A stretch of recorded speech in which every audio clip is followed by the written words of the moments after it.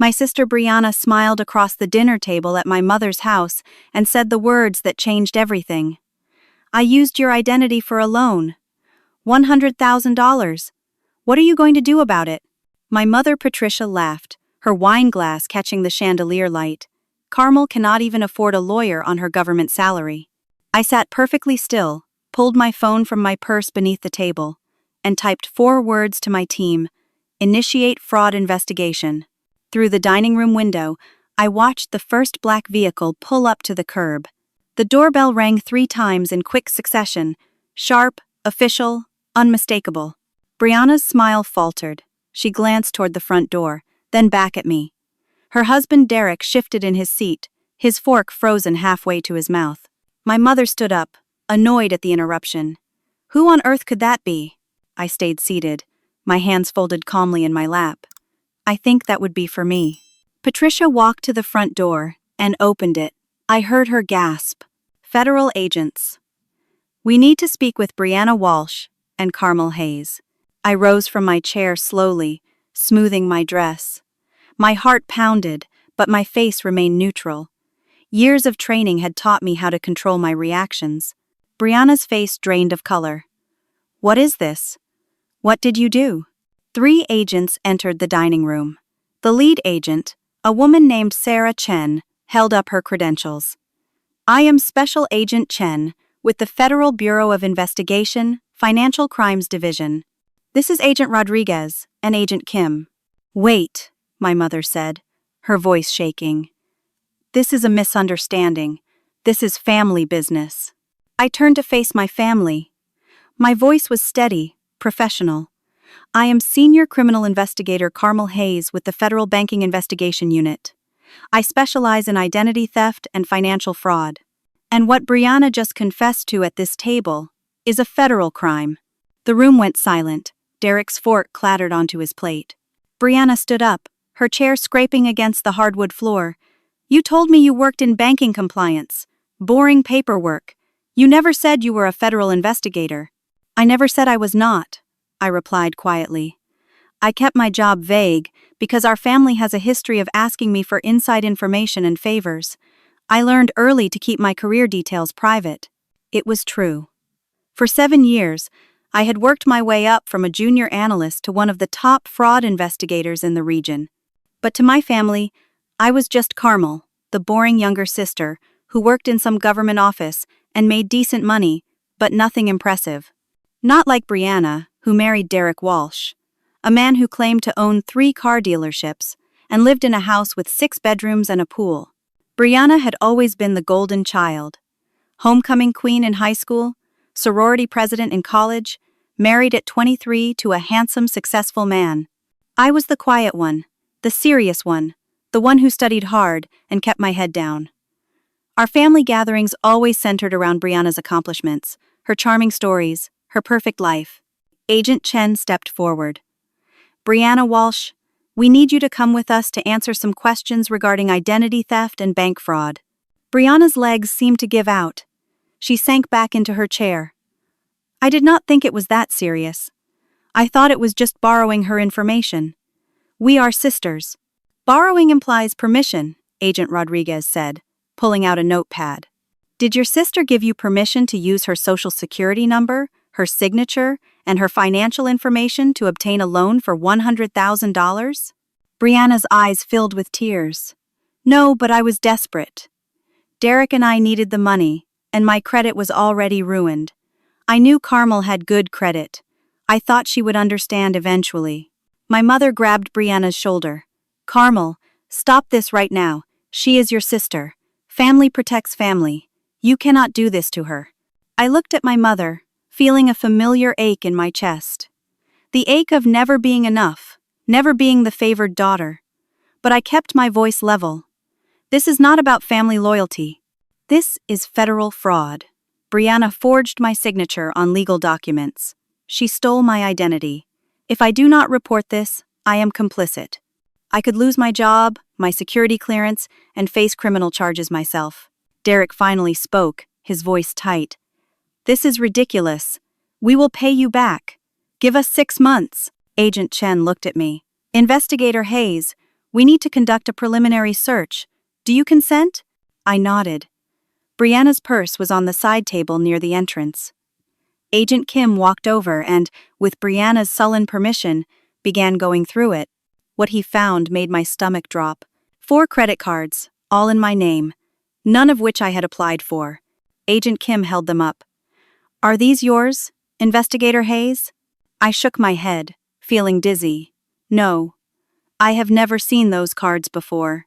Agent Chen took the cards, examining them. These need to be run through our system. Brianna, how long have you had these cards? Brianna would not look at me. About 14 months. 14 months. Over a year. While I had been working 60-hour weeks, building fraud cases against criminals, my own sister had been systematically destroying my financial life. Agent Rodriguez checked his tablet. Preliminary check shows these 4 cards have a combined balance of $63,000, all maxed out. The room tilted. I gripped the back of my chair. So the total fraud is not $100,000, I said slowly. It is $163,000. Brianna sobbed into her hands. Derek put his arm around her, but his face was pale, his eyes darting toward the door. My mother turned on me, her face twisted in anger. How can you do this? How can you stand there and destroy your sister's life over money? Over money? I felt something crack inside me. My credit is destroyed. Do you understand what that means? I applied for a mortgage 2 weeks ago. My first home. I have been saving for 5 years. That application will be denied now. My credit score is probably in ruins. And Brianna did this deliberately, knowingly, for over a year. Agent Chen's phone buzzed. She glanced at it, then at me. Investigator Hayes, we need to take Brianna in for formal questioning. Given your relationship, you will need to recuse yourself from direct involvement in this case. I nodded. I understand. Agent Marcus Hunt can take lead. I will provide all necessary documentation and evidence, but I will not participate in interviews or charging decisions. As the agents escorted Brianna toward the door, she turned back to me. Her mascara ran down her cheeks. I am sorry. I really am. But you do not understand what we have been going through. Then, you should have asked for help, I said quietly. Not stolen my identity. After they left, I stood alone in my mother's dining room. Derek had followed the agents out, already on his phone calling a lawyer. My mother had gone upstairs, slamming her bedroom door. I sat back down at the table, staring at the half-eaten pot roast, the fancy china, the crystal wine glasses. This was supposed to be a normal family dinner. Instead, it had become the night everything fell apart. My phone rang. It was my landlord. Miss Hayes, I wanted to give you advance notice. The building has been sold. All tenants need to vacate within 60 days. I closed my eyes. Of course. Because this night needed one more disaster. I have nowhere to go, I thought. And thanks to my sister, I cannot get approved for a new apartment either. The next morning, I sat in Agent Marcus Hunt's office, providing him with everything he needed for the case. Marcus was a good agent, thorough and fair. We had worked together on multiple fraud cases over the past 3 years. This is brutal, Carmel, he said, shaking his head as he reviewed the documents. Your own sister. I kept my expression neutral, but inside, I was screaming. I had barely slept. I spent the night running credit reports, and the damage was worse than I had imagined. My credit score had dropped from 780 to 490. 7 years of perfect payment history, wiped out. Collections accounts I never opened. Late payments on cards I never used. My entire financial identity had been hijacked. The mortgage company called me at 6 this morning, I told Marcus. Application denied due to derogatory credit history. Marcus winced. I am sorry. We will work as fast as we can to document everything and get you cleared as the victim. But you know how long this process takes. I knew. Even with FBI documentation proving I was the victim of identity theft, it would take months to repair my credit. Months of disputes, paperwork, phone calls. And in the meantime, I was functionally homeless. My phone buzzed constantly. Text messages from cousins, aunts, uncles, all of them siding with Brianna, telling me I was heartless, vindictive, cruel. One text from my Aunt Linda read, "Your sister made a mistake, but you are destroying her. What kind of person does that to family?" I blocked the number and kept working. 3 days later, Marcus called me with an update. "We executed a search warrant on Brianna's house. Found some interesting things. Can you come to the office?" I drove to the FBI field office, my stomach churning. What now? Marcus spread financial documents across the conference table. Brianna posted bail. Derek paid the $50,000 bond in cash. In cash? I frowned. Derek claimed he owned 3 car dealerships. Cash businesses, sure, but $50,000 in cash on hand? That is what caught my attention too. So I did some digging. Derek's businesses are all failing. 2 of the dealerships closed 8 months ago. The third is barely operating. He has not drawn a salary in over a year. I stared at the documents. Then how are they living in that huge house? How are they affording private school for Brianna's twins? Marcus pulled up another file. Their house is 3 months behind on mortgage payments. Foreclosure proceedings were initiated last month. The private school sent a collections notice for $12,000 in unpaid tuition. So they are broke, I said slowly. Brianna used my identity because hers was already ruined. Exactly. But here is where it gets interesting. Marcus opened his laptop and turned it toward me. The $100,000 loan Brianna took out in your name? The money never stayed in her account. It was transferred within 24 hours to an offshore account in the Cayman Islands. I felt my blood run cold. Money laundering. Marcus nodded grimly. This is not just identity theft anymore. This is potentially organized crime.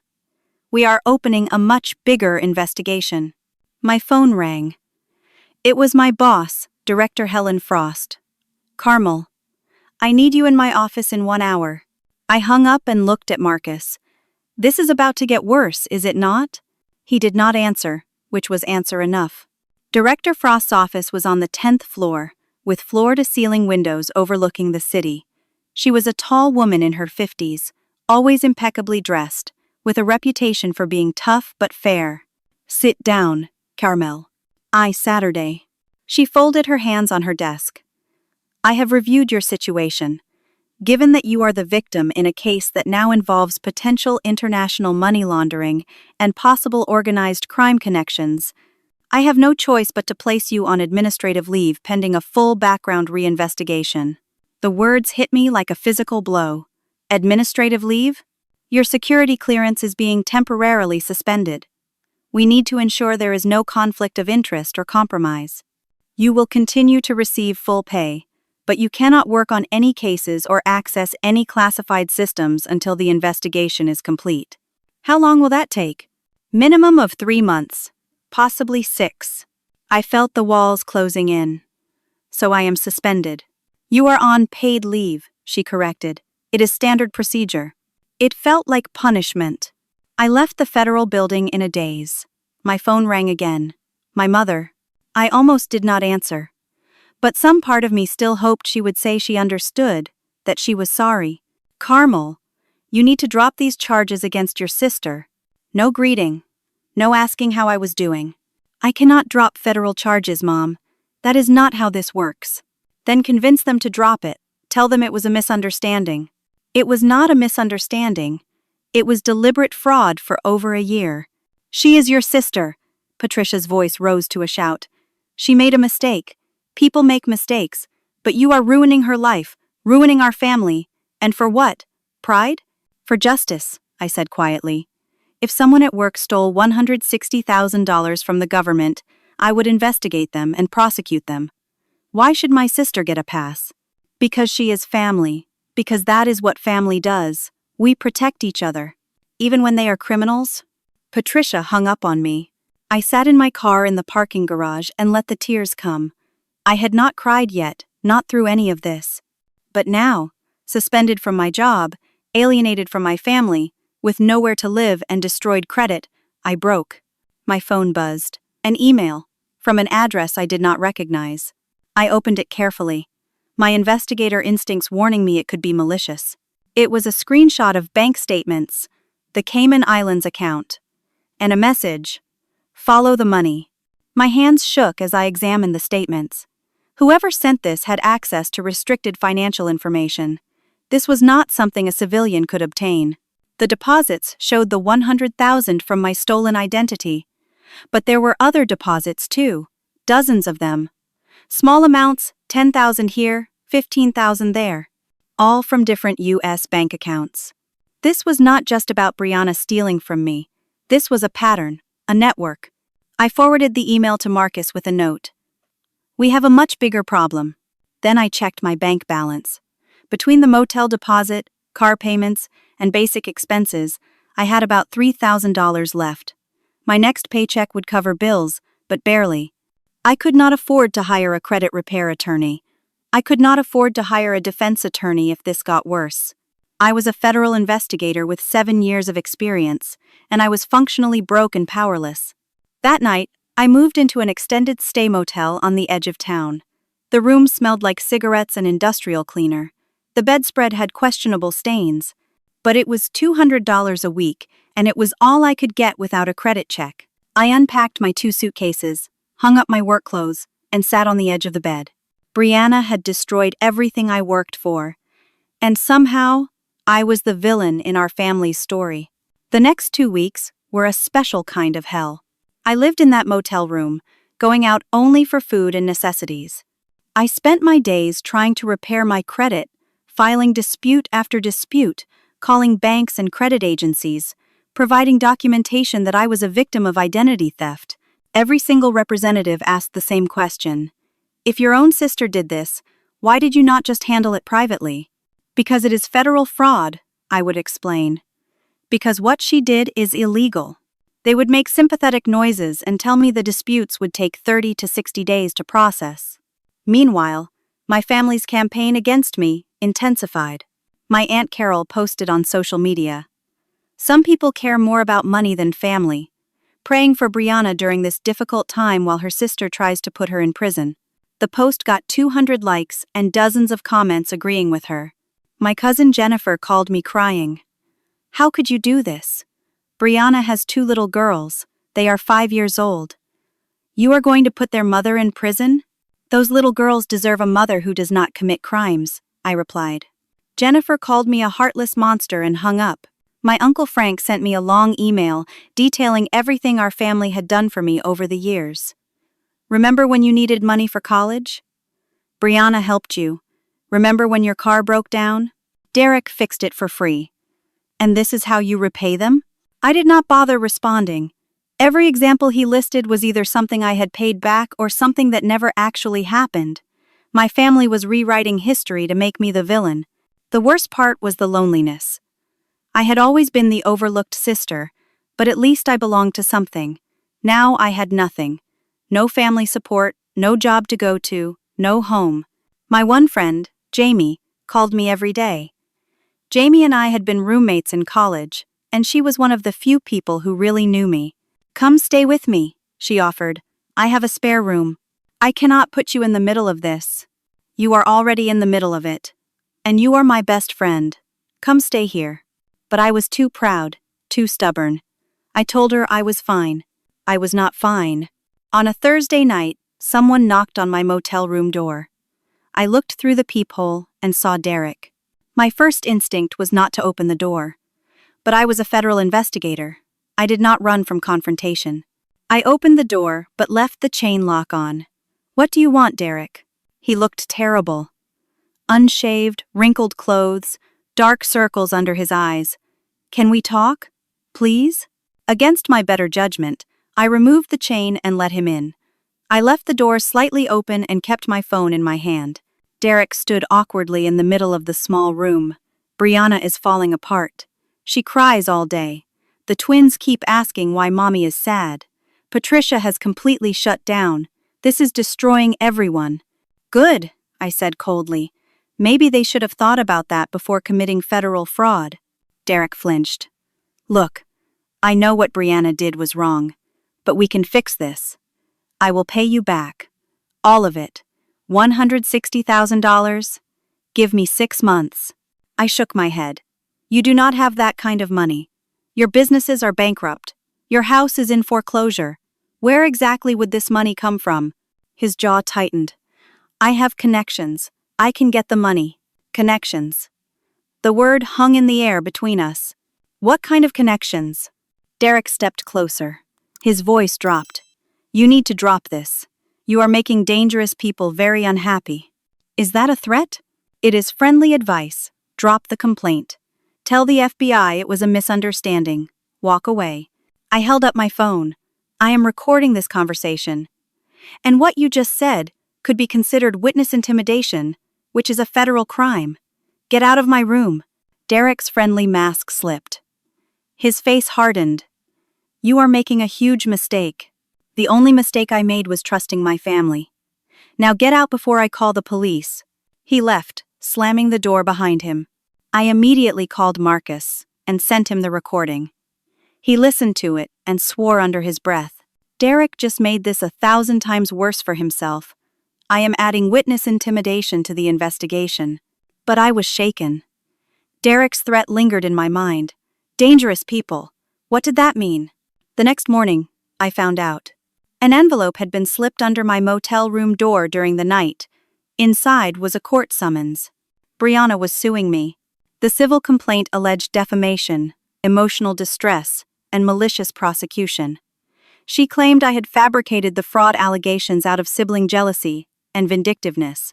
She was seeking $2 million in damages. I read the complaint twice, unable to process it. The person who stole my identity was suing me. Attached to the complaint was a sworn statement from my mother. Patricia testified that I had always been jealous of Brianna, that I resented her success and happiness, that I was vindictive and cruel. My own mother had signed a legal document calling me a liar.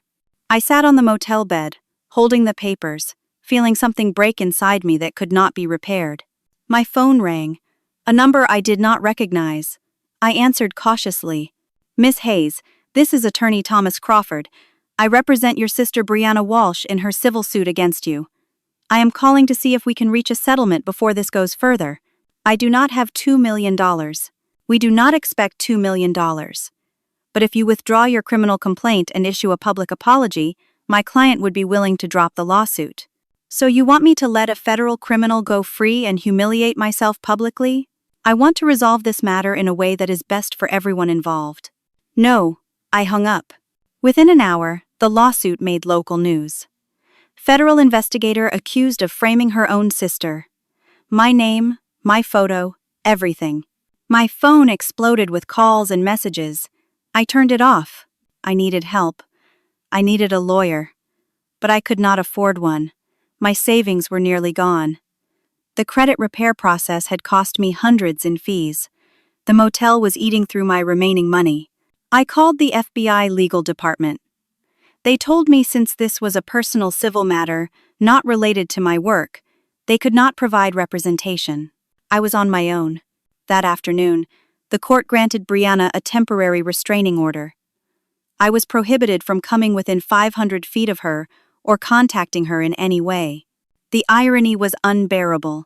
She stole my identity, and I was the one being restrained. That night, I sat in my motel room and considered quitting everything. Resigning from the FBI, moving to another state, starting over. But that would mean Brianna won. That would mean criminals always win if they are family. I could not let that happen. I opened my laptop and started doing what I did best, investigating.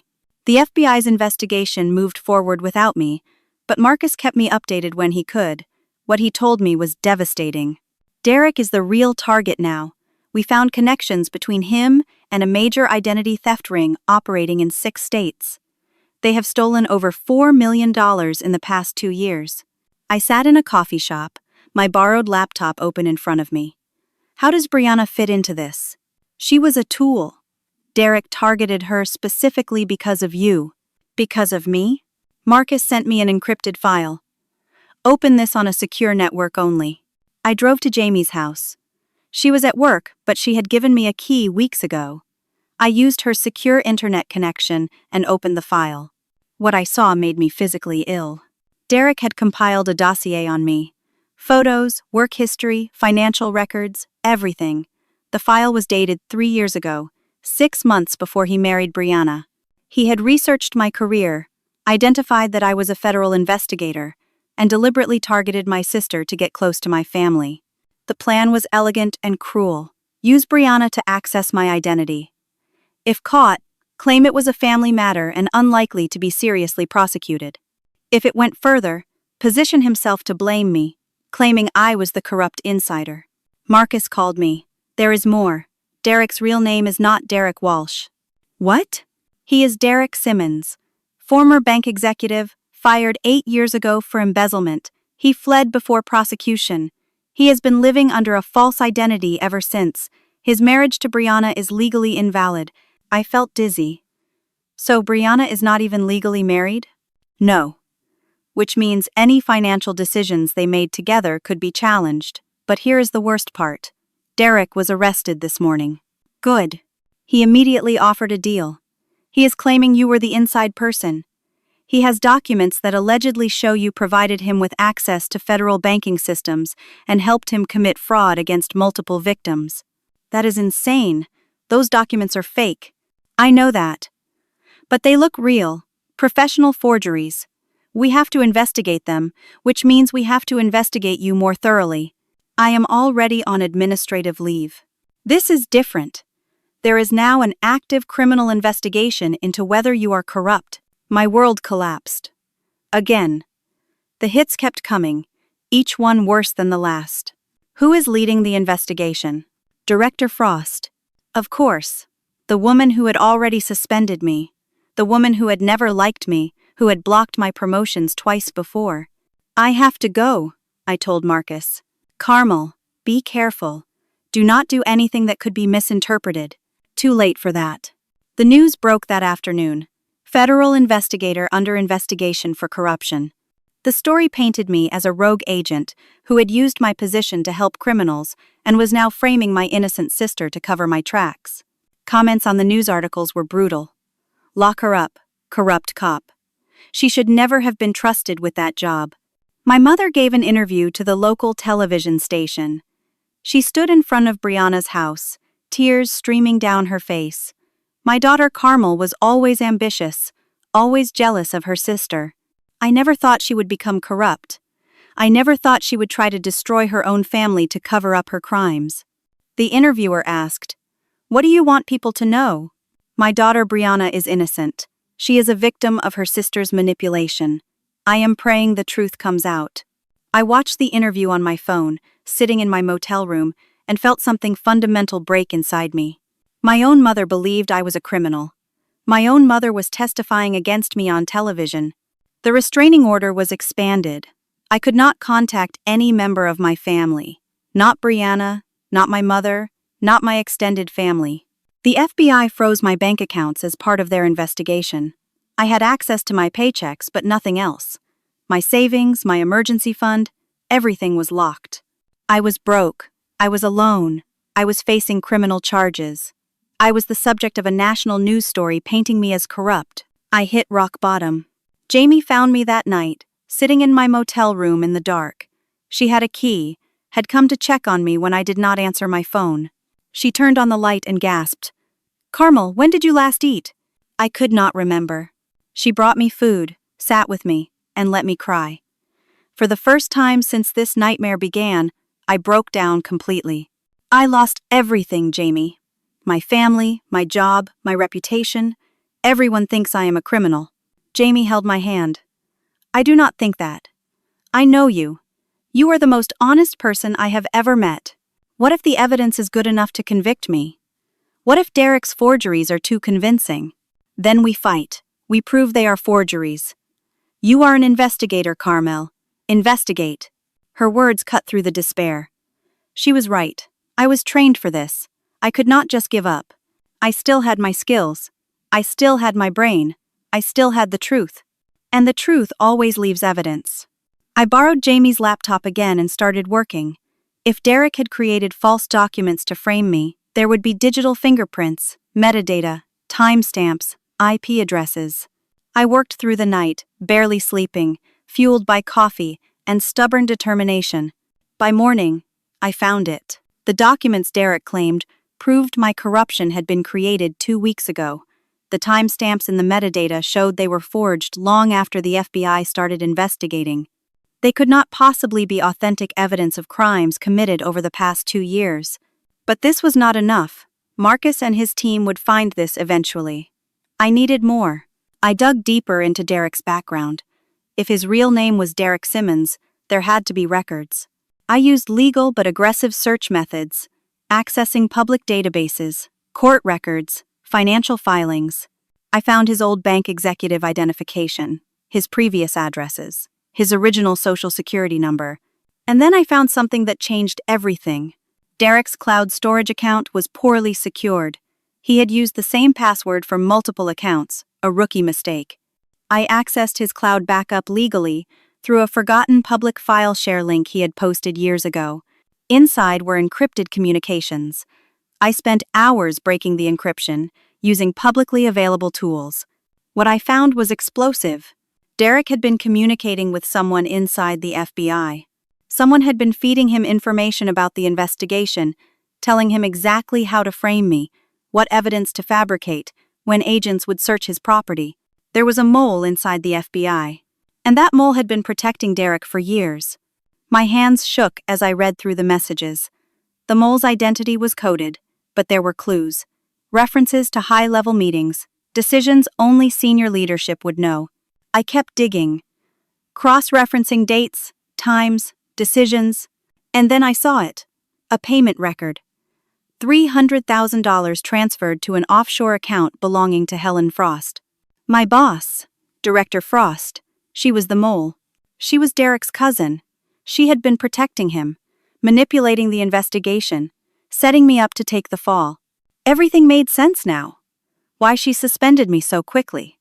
Why she was leading the investigation into my alleged corruption. She was not investigating me. She was framing me. I had to be careful. If I went to the wrong person with this information, Frost would destroy the evidence and possibly have me killed. Because that night, as I left Jamie's house to return to my motel, a car tried to run me off the road. I swerved, my tires screaming, barely avoiding the collision. The car, a black sedan with tinted windows, accelerated and disappeared into traffic. My heart hammered. That was not an accident, that was attempted murder. Derek's criminal connections were trying to silence me. I could not go back to the motel. I could not trust anyone in the FBI. I was completely alone with information that could bring down a corrupt director.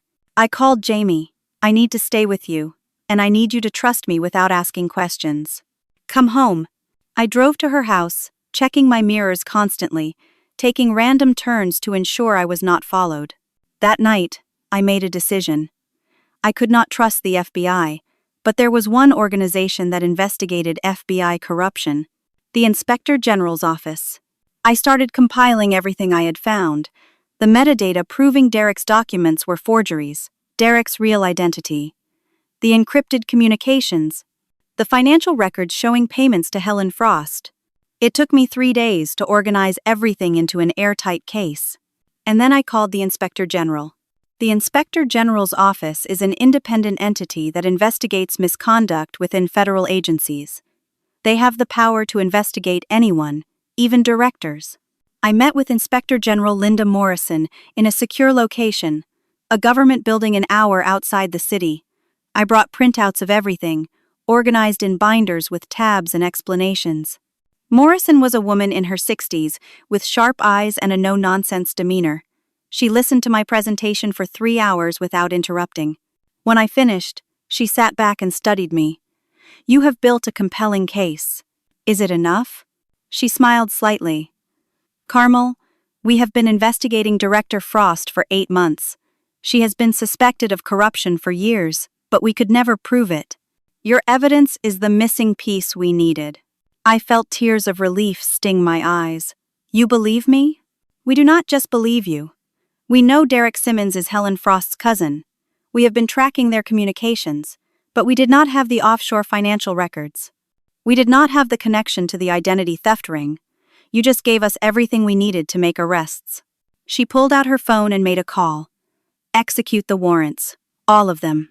What happened next unfolded with precision. At 7 in the morning, 3 days after my meeting with Morrison, federal marshals arrived at FBI headquarters. They walked into Director Helen Frost's office and arrested her for corruption, conspiracy, obstruction of justice, and wire fraud. Simultaneously, agents raided Derek's detention cell. He was charged with additional counts of conspiracy, money laundering, and witness intimidation. And at Brianna's house, agents executed another search warrant. What they found there broke my heart all over again. Brianna had kept a diary. In it, she detailed everything. How Derek had manipulated her, threatened her, told her that if she did not help him steal my identity, he would hurt their daughters. How terrified she had been, how trapped she felt. But the diary also showed she knew Derek was planning to frame me. She knew I was innocent, and she had done nothing to stop it. Marcus called me. Brianna wants to make a deal. Full cooperation in exchange for a reduced sentence. What do you think? I think she was a victim of Derek's manipulation. But she was also complicit. She made choices. She could have come to you at any time. I sat in Jamie's living room, the weight of the decision heavy on my shoulders. What kind of cooperation? Full testimony against Derek. Details about the identity theft ring. Names, dates, methods, everything. And she gets what? Reduced charges, maybe 5 years instead of 15. Possibility of parole after 3. I thought about my nieces. 2 little girls who would grow up with their mother in prison either way. Did they deserve to lose her for 15 years? Or was 5 enough? Tell her I agree to the deal, but only if she tells the truth. All of it. No protecting Derek, no lying. Marcus relayed the message. Brianna agreed. The truth came out in waves, each revelation more painful than the last. Derek had targeted Brianna deliberately. He researched our family, identified her as vulnerable after a previous divorce, courted her with expensive dates and promises of a perfect life. He proposed within 6 months, married her within a year. He never loved her. She was a tool. He used her to access me, to access my identity, to access federal banking information he thought I could provide. When the fraud was discovered, his plan was to blame Brianna, claim she acted alone, and disappear with the money.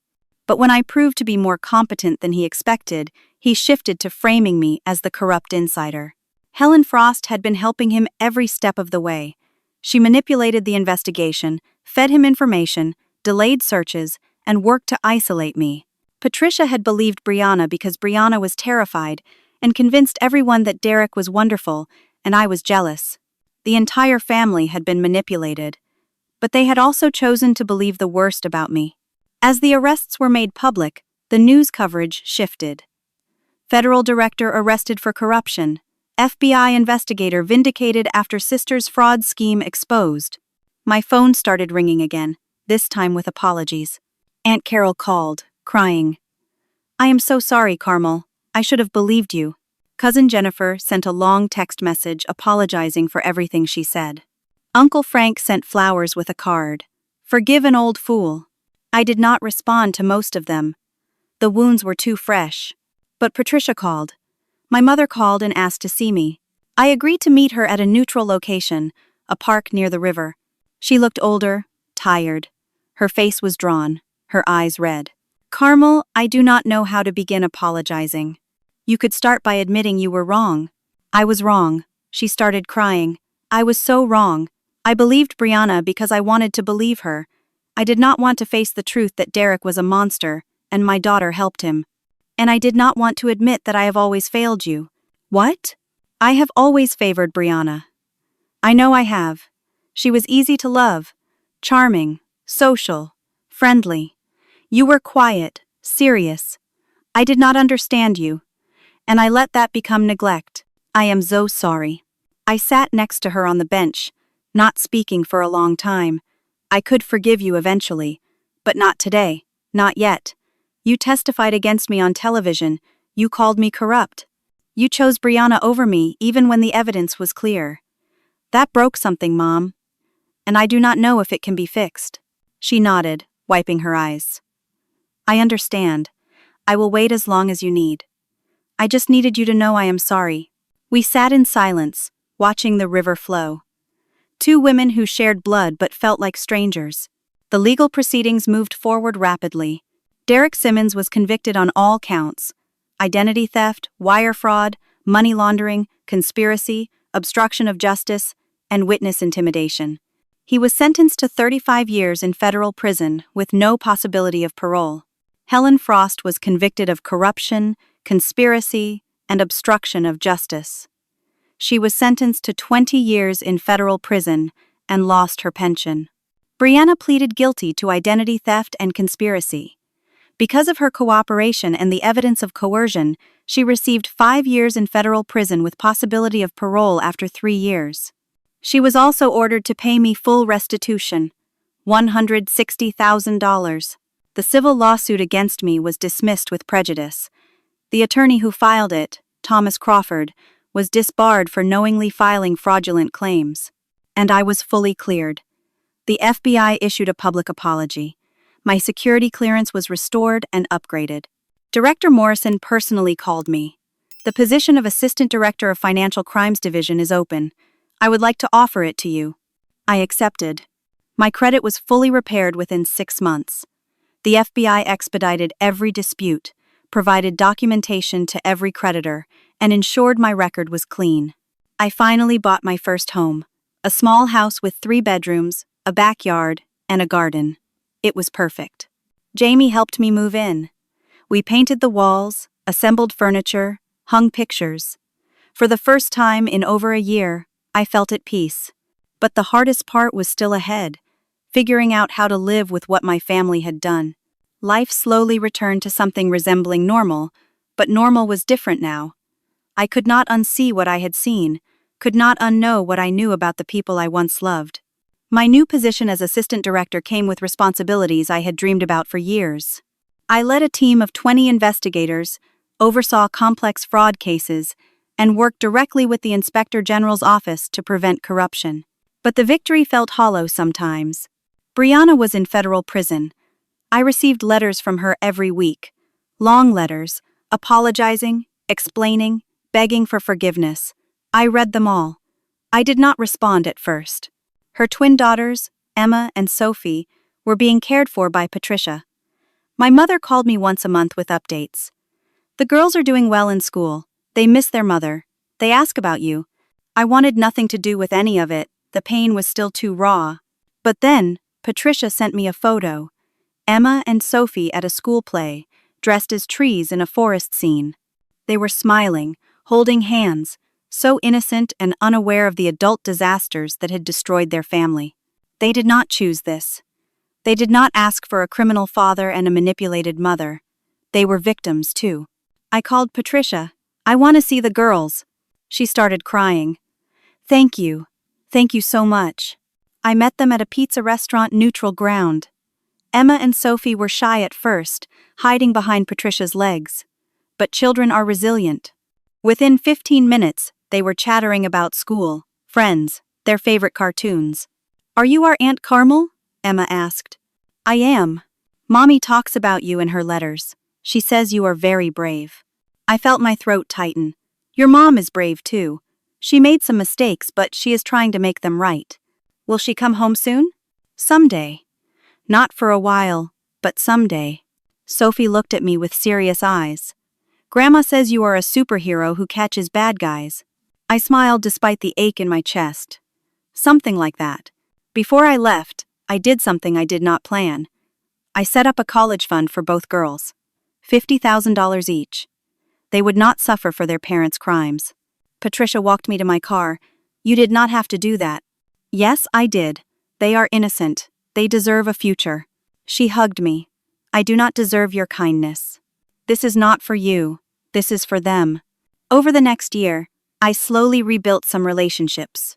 Not all. Some bridges were burned beyond repair. But some family members who genuinely apologized, who proved through actions that they understood what they had done, I let back in cautiously. Aunt Linda, who had posted the cruel social media message, volunteered at a nonprofit helping identity theft victims. She called it penance. I appreciated the gesture and slowly forgave her. Cousin Jennifer worked to repair our relationship. She drove 3 hours once a month just to have coffee with me. We did not talk about the past much. We built something new instead. Uncle Frank remained distant. His apology had been hollow, and I did not pursue reconnection. Jamie remained my constant. She had stood by me when everyone else abandoned me. Our friendship deepened into something unbreakable. She was the sister I should have had. 18 months after Brianna was sentenced, I finally wrote back to her. The letter was short. I do not forgive you yet, but I am working toward forgiveness. Keep being honest. Keep working on yourself. Your daughters need a mother who has integrity. She wrote back immediately. I will spend the rest of my life earning back your trust. I know I may never get it, but I will try. At work, I threw myself into cases with renewed purpose. I understood now, viscerally, what it felt like to be a victim of identity theft. The violation, the helplessness, the destruction of trust. I made sure every victim in our cases received support, resources, and justice. My team respected me. My reputation, once destroyed, was rebuilt stronger than before. And then came the case that brought everything full circle. A young woman named Sarah came into our office, terrified. Her brother had stolen her identity and ruined her credit. Her family was pressuring her not to prosecute. They said family protects family. I sat across from her in the interview room and told her my story, all of it. She cried. What did you do? I chose justice over family peace. It cost me everything temporarily, but I got my life back. And my sister, who I thought I had lost forever, is slowly becoming a person I can respect again because she faced consequences and did the work to change. Should I press charges? Only you can decide that. But I will tell you this. If you let him get away with it, he will do it again. To you or to someone else. Consequences teach people that actions matter. She pressed charges. I personally handled the case. We got a conviction. A year later, she sent me a card. Thank you for showing me that choosing justice was not selfish. It was necessary. 3 years after the arrest, Brianna became eligible for parole. Patricia asked me to write a letter supporting her release. I struggled with the decision for weeks. Jamie and I discussed it over coffee in my kitchen. Do you think she has changed? Jamie asked. I think she has tried. She completed every program available in prison. She got her degree. She has been a model prisoner. The letters she writes show genuine reflection and remorse. But how do you measure if someone has truly changed? How do you know it is real? Jamie sipped her coffee. You are an investigator. You are trained to read people. What does your gut say? My gut says she was a weak person who got manipulated by a monster. And prison either breaks people or forces them to find strength they did not know they had. I think she found strength. Then write the letter. I did. I wrote honestly. Brianna committed serious crimes. She betrayed my trust in the deepest way possible. But she has cooperated fully, provided testimony that led to multiple convictions, and has worked hard to change. I support her supervised release with strict conditions. Brianna was granted parole after serving 3 years and 2 months. She was released to a halfway house, required to complete 2 more years of supervised probation, and ordered to continue paying restitution. The day she was released, Patricia brought Emma and Sophie to see her. I was not there. That was their moment, not mine. But a week later, Brianna called me. Carmel, can we meet? I agreed, with conditions. A public place, daytime, 1 hour. We met at the same park where I had met Patricia years before. Brianna looked different, thinner, older, with lines around her eyes that had not been there before. Prison ages people. She sat across from me at the picnic table and did not speak for a long time. Finally, she said, I do not expect you to forgive me. I do not expect us to be sisters again. I just need you to know that what I did to you is the worst thing I have ever done, and I will spend the rest of my life trying to be better.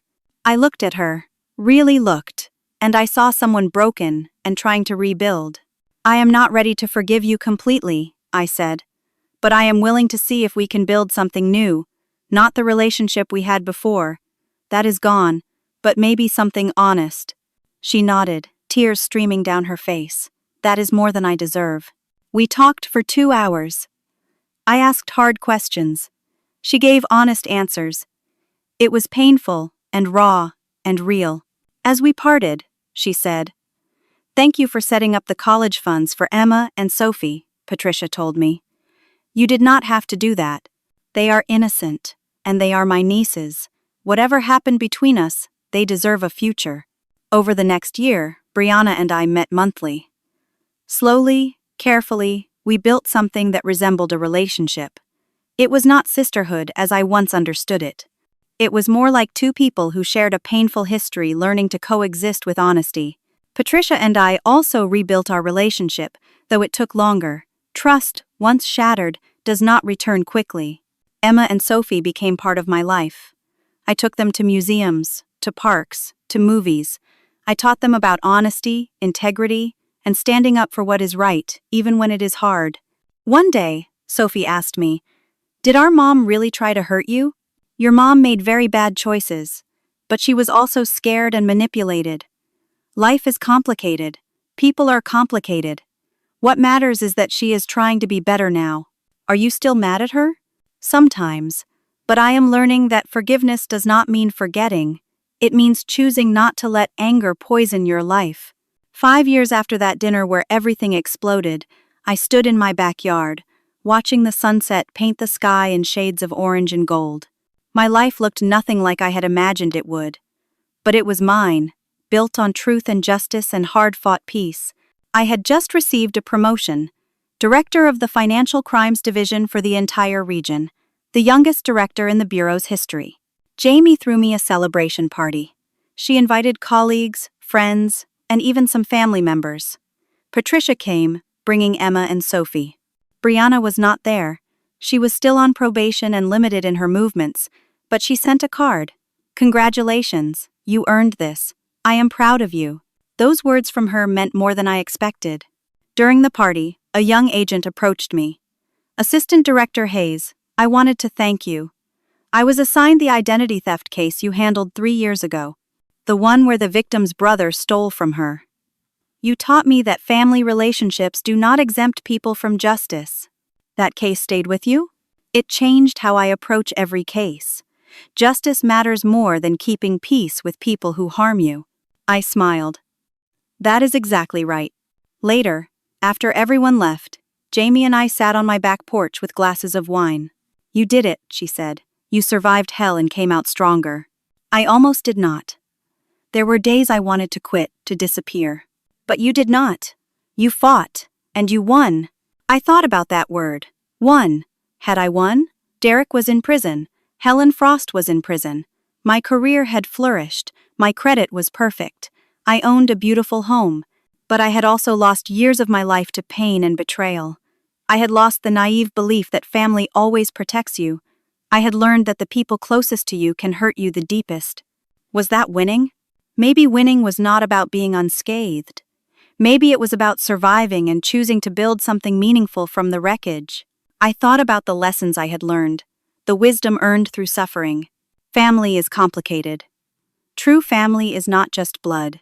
It is the people who stand by you when everyone else walks away. Jamie proved to be more family than my own relatives. And now, years later, some of my blood relatives were slowly earning their way back into my life through consistent effort and genuine change. Justice is worth fighting for, even when it costs you everything.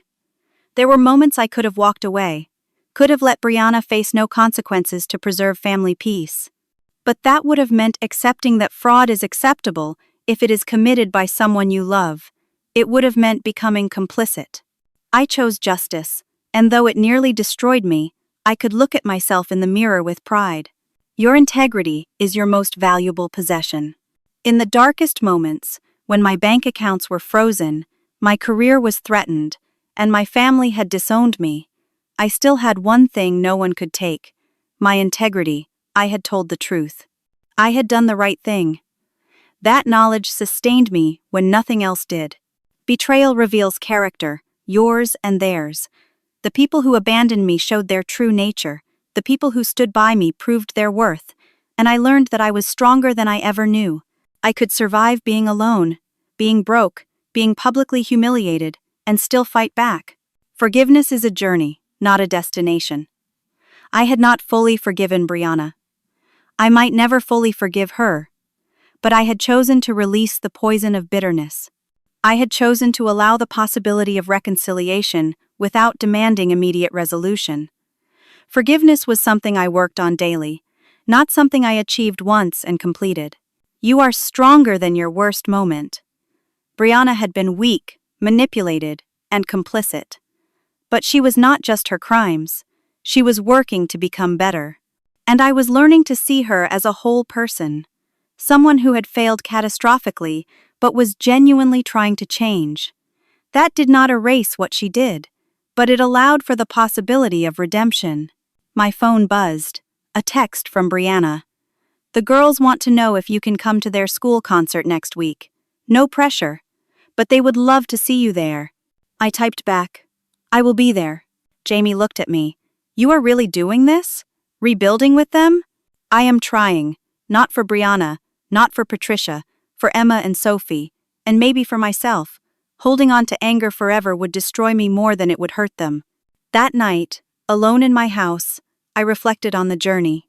From that dinner 5 years ago, when my world exploded, through the investigation, the suspension, the arrests, the trials, the slow, painful rebuilding of trust and relationships.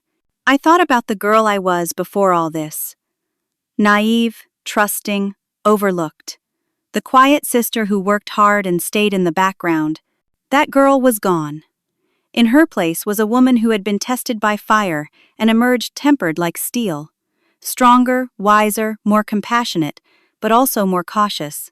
I had learned that justice is not simple, that family is complicated, that redemption is possible, but never guaranteed. That trust, once broken, requires years of consistent effort to rebuild. I had learned that I could survive anything, and that knowledge was power. I sat on my porch, watching stars emerge in the darkening sky, and felt at peace. Not the naive peace of someone who had never been hurt. The deep, hard-won peace of someone who had been shattered, and chose to rebuild herself into something stronger. My phone buzzed again. An email from the Inspector General's office. They wanted me to speak at a national conference about corruption investigations and family-related fraud cases. I accepted. My story could help others. The young woman whose brother stole her identity, the man whose wife drained his accounts, the thousands of victims who faced the impossible choice between family loyalty and justice. They needed to know they could choose justice, they could survive, they could rebuild. Because I did. I looked at my calendar.